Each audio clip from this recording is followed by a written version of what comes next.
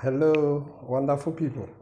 It's another Monday morning, and I just feel like coming up again with another impact motivation. My name is Obeyemeke Zibo, the Impact Boss, and this morning I'd like to help someone who is asking a question as to how am I really going to be able to make a difference in my world.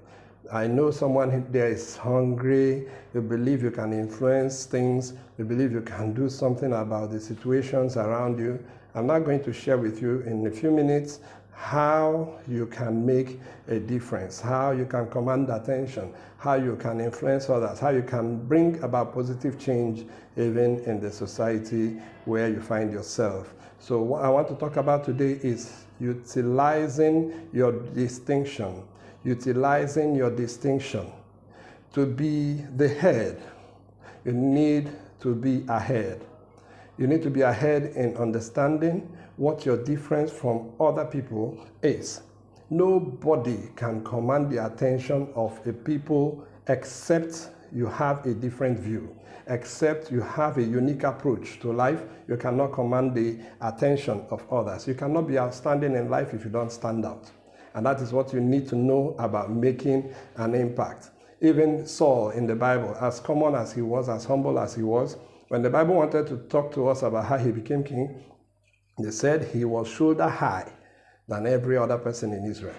There has to be something, an area where you have an edge, and that is where you're going to concentrate more, because that's where you are going to be able to make your greatest impact. So you have an edge in some area. Your ability to find out what that area is and begin to make use of that skill, that tool that you have, is going to determine to a large extent how far you are going to go in making an impact. God gave every one of us something, but God did not give anybody everything. I'm saying this and I'm going to repeat it again, that God gave everybody something, but God did not give anybody everything. So being able to find out that one thing that God gave you is going to unlock a lot of doors for you.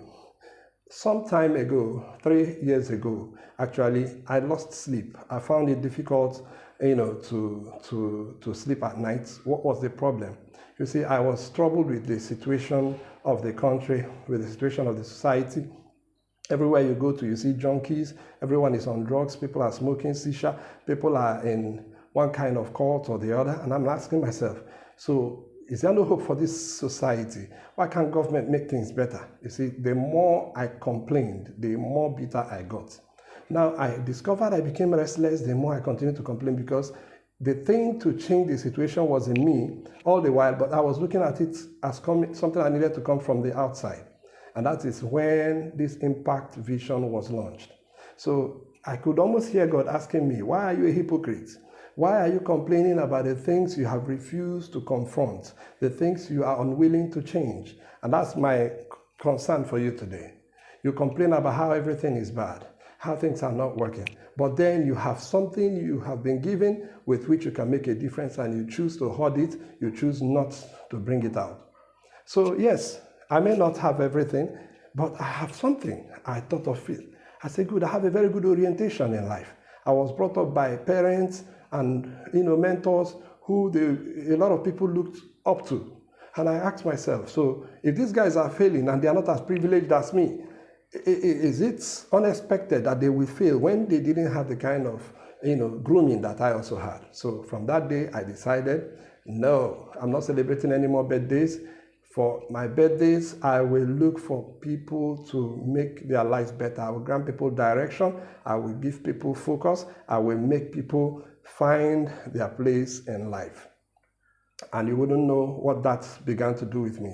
I began to look through all my connections, my contacts, who were those under 30s and under 40s who were doing very well in their fields. I brought them up. I said, come and share your story. For some of them, I used my personal funds. I began to, commit, paid hotel bills, paid for halls, gave them little honorarium that I could afford. I just said, just come and share your story. Sometimes you pay for that big hall and you have very few people in attendance. But you see, my satisfaction came not from the fact that people were coming, but that somebody's life was being blessed and impacted. I was making the society better. Today, I'm so grateful That thing that started like a joke is actually gaining momentum with time. So I have a charge for you this morning to stop complaining about things you are unwilling to do anything about. Don't accept status quo. Leaders don't accept status quo. Anywhere you see a true leader who is willing to make an impact, he's saying to himself, I can do something about this situation. You don't need to be Tony Elumelu, who last week was able to empower almost 5,000 men, in his TEF, his foundation, Tony Elumelu Foundation.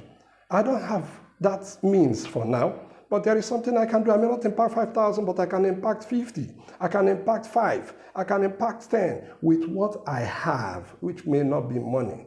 But there is something you have been given that will cause the harvest you have been looking for. So my assignment for you this week, as I motivate you this Monday, is to find out what your distinction from others is and begin to put it to work. Remember that the road to hell is paved with good intentions. Stop talking, stop thinking, start doing, and it shall be well with you this week. Have a wonderful week. I'm your guy, Surveyor Emeka Ezigbo. Stay blessed.